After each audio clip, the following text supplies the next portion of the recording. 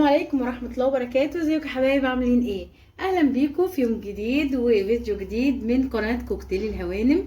النهاردة الجمعة، فطبعا الاكلة بتاعت يوم الجمعة او الخميس بتبقى مميزة، ولان كل الناس بتبقى في العيلة عندها وقت فراغ، فقلنا النهاردة نعمل اكلة فيها سي فود كده. فقلنا نعمل جمبري، نعمل مقلي ونعمل الجمبري بالشوربة والزبدة الى اخره. فهنقول مع بعض بقى المقادير. وانا النهارده عامله المقادير، حاطه لها شويه تريكات كده موجوده في كل بيت، بس حبيت اخترعها لكم كده. معانا الطبق الجميل قوي قوي ده، معانا قطع طماطم صغيره جدا، ومعانا فلفل اخضر، وكمان قرنين فلفل حامي للناس اللي بتحب السبايسي. قطعت كل الكلام ده صغير، ومعانا كمان ليمونه بحلقها كده شرايح، تمام. ومعانا بصل قطعته صغير برضو زي ما انتم شايفين كده. معانا جزر مبشور، ومعانا توم، يعني على قد ما انت بتحبي مذاق التوم، هو التوم والكمون روح الجمبري. فاحنا عملنا شويه توم حلوين زي ما انتم شايفين اهو.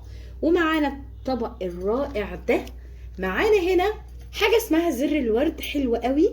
انا حبيت اطحنه واحط له بقى شويه من جوز الطيب. معانا كزبره ناشفه، ومعانا كمون، ومعانا بابريكا، ومعانا زيت طبعا عشان نعمل بيه الاكل، ومعانا بقى ايه شويه فلفل اسمر وشويه شطه حمراء، تمام. الناس اللي بتحبش السبايسي يا تحط فلفل يا تحط شطه، تمام.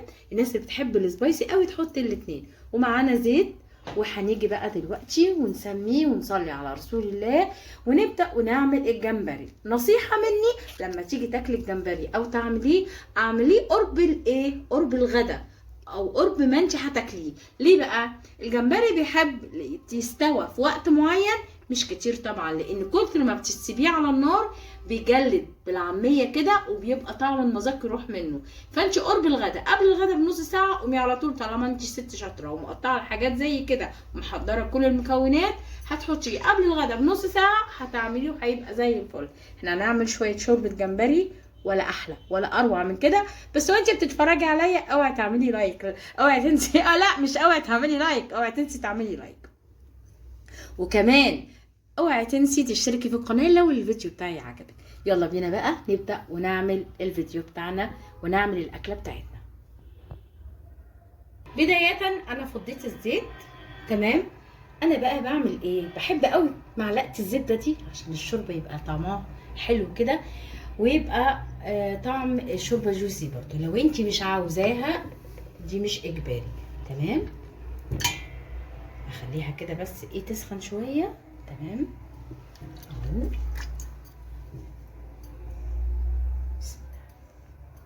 صلوا بينا على رسول الله. دلوقتي بقى ايه نحضر.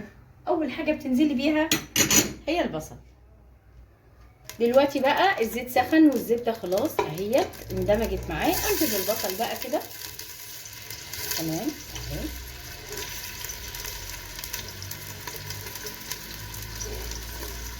عايزه اقول لك احنا مش عايزين البصل ياخد لون جامد، يا دوبك كده ساعه ما ياخد اللون الذهبي، تمام، لون الجلد كده. ابدا بقى انزل حاجه حاجه كده. اول البصل كده ايه يتفاعل كده مع الزيت شويه، هنزل بالثوم المفروم.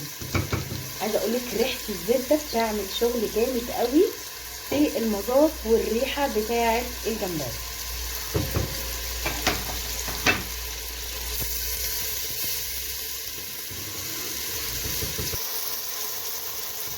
اول البصل بتاعنا ما بيدبل شويه كده بفضي الثوم اهو.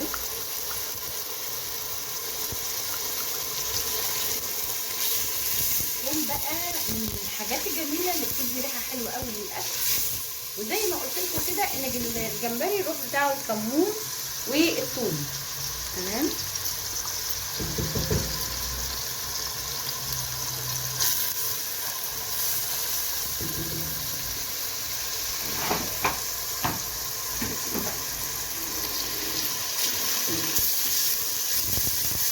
احنا اتفقنا ان البصل اول ما بياخد لون جولد كده نحط بقيه المكونات.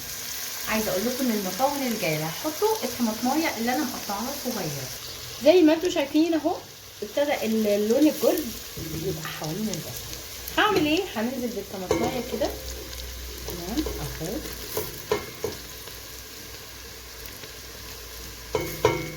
واقلبها تماما كده.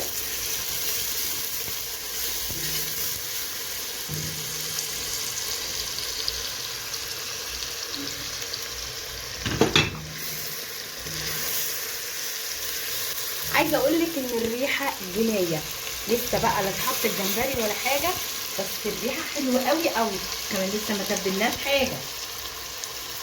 طيب انا مش عايزه طماطم تتسبك ولا حاجه، لا طبعا احنا بنعمل نكهات بس. دلوقتي الجزره المبشوره او الجزرتين المبشورين على حسب اللي انت عايزاه هنزل بيها، عشان انا محتاجه اللون زي لون الجمبري كده، اللون الفسفوري الجميل. الجمبري كده كده بياخد اللون لوحده، بس انا عاوزه ايه كمان؟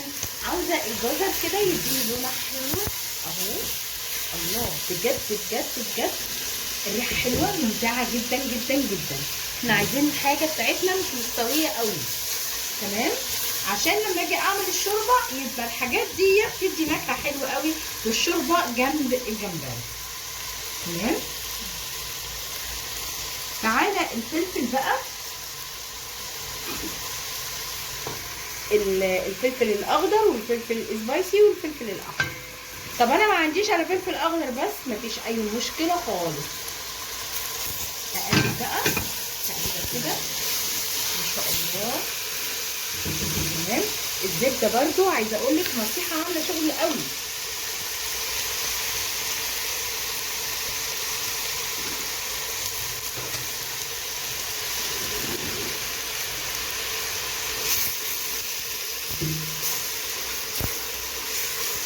انا بقى دلوقتي في تركه كده نعملها مع بعضينا عشان الجمبري بتاعنا، قبل ما احط لا ميه ولا اي حاجه. هتعملي ايه بقى؟ قبل ما انزل بالجمبري انا عايزه انوه ان انا شلت السلسله الرمليه اللي ورا وانا بغسله ونضفته وحضرته. دلوقتي انا مصفياه تماما. هعمل ايه دلوقتي؟ انا عايزه الجمبري اقلبه مع التتبيله دي اهو. عايزه كله ده بقى يتقلب مع بعضه. دلوقتي انا قلبت الجمبري مع التتبيله بتاعتنا كده اللي احنا عاملينها. حط طبق القمر ده اللي مفيش غنى عنه، تمام اهو خالص، حطيه كله تمام. وكمان هحط الملح بتاعي اهو على حسب بقى ان انتي بتحبي تحدقي ايه. وكمان اوعوا تنسوا الليمونه الشرايح اللي قلنا عليها. يلا نقلب، يلا نقلب، تمام. هنقلب تقليبه حلوه كده عشان بصي بقى اللون الفسفوري الجميل ده. نهدي النار. طب يا هلا انت ما حطيتيش الميه الاول ليه؟ انا عايزه الجمبري بتاعي يتشبع بالطعم بتاع الطماطم بقى والفلفل والبصل والثوم والحاجات دي. دي بتشجع على احلى شويه شوربه سي فود في الدنيا ممكن تشربيها. عمل كده ما ياخد ودي هحضر له ميه من الكتل تبقى مغليه عشان تدينا شوربه طعمها حلو.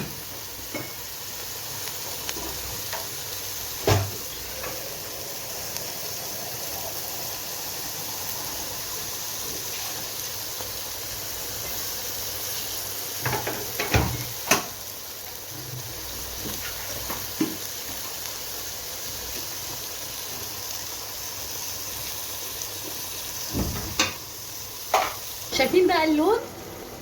لون جامد جدا مع التتبيله. الريحه انا عايزه اقول لك الريحه حكايه، يعني الولاد بيقولوا امتى الغدا يخلص عشان الريحه الهايله دي. دلوقتي بقى هنزل عليهم بميه من الكتل زي ما اتفقنا. بسم الله. تبدا بقى الشوربه المشوار بتاعها، المرحله بتاعتها مش هتاخد وقت، يعني بكتير قوي ربع ساعه او 20 دقيقه وهطفي عليها مع احلى شويه جمبري. بصي اللون بقى ابتدى يعمل ايه اهو. بصي لون الشوربه اللي انت بتروحي بقى للمطاعم عشان تشربي شويه شوربه السي فود. طب ما تعمليها بايدك بقى، ولا احلى ولا اطعم من المكان اللي بتروحي تشربي فيه وتبقي بقى ما انتش عارفه اتعملت ازاي. لكن انت بقى وعشان تشربي او تاكلي حاجه جميله جدا تبقى مطعم مكلف قوي. لا هنا بقى الشوربه بتاعتنا مش مكلفه، يا دوبك الحاجات موجوده، بس هو يا دوب بنشتري الجمبري. شايفه الجمال؟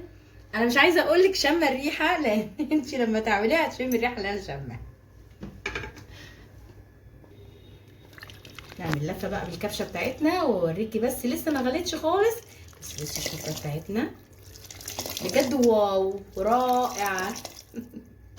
كمان عملنا شويه جمبري مقليين، بس الاول حطيناهم في التتبيله، شويه توم بقى مفرومين على شويه خل، شويه ليمون وكمون وكزبره، وكمان حطينا عليه قرن فلفل مفروم كده، وزي ما انت شايفه سيبناه حوالي نص ساعه، وبعدين تبلناه بالدقيق والنشا وقليناه.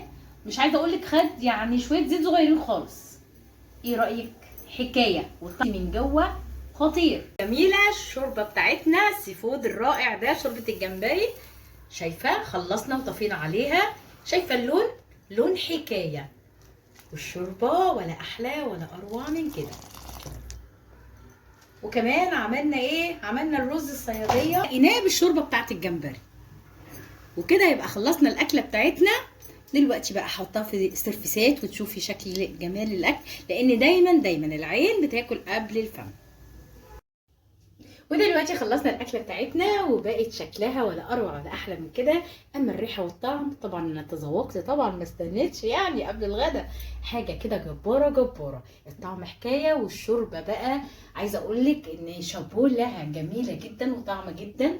ومش عايزه اقول لك يا ترى الجمبري المقلي احلى ولا الجمبري التاني تتبيله احلى، الشوربه مش عايزه اقول الاثنين احلى من بعض، وطبعا الرز الصياديه احلى من بعض. حكايه يعني. جربي الاكله دي فعلا لازم تعمليها ان شاء الله باذن الله، عشان انت بقى تقولي لي رايك. وعملنا شويه بقى شطه سبايسي كده، لزوم بقى الحركات الاكله، وشويه سلطه، والشوربه بقى يلا حضرنا لها الليمون. لسه هنقطع، لا احنا قطعنا الليمون وجهزناه عشان نشرب الشوربه سخنه. انا عارفه ان شاء الله باذن الله لما تجربي بنفسك الفيديو هينول اعجابك، وهتعملي لايك، وكمان هتشتركي في القناه لو كان الفيديو عجبك. اوعي تنسيني باللايك والشير وسبسكرايب عشان يوصلك كل جديد من قناه كوكتيل الهوانم. انتظروا مني فيديوهات جديده ان شاء الله.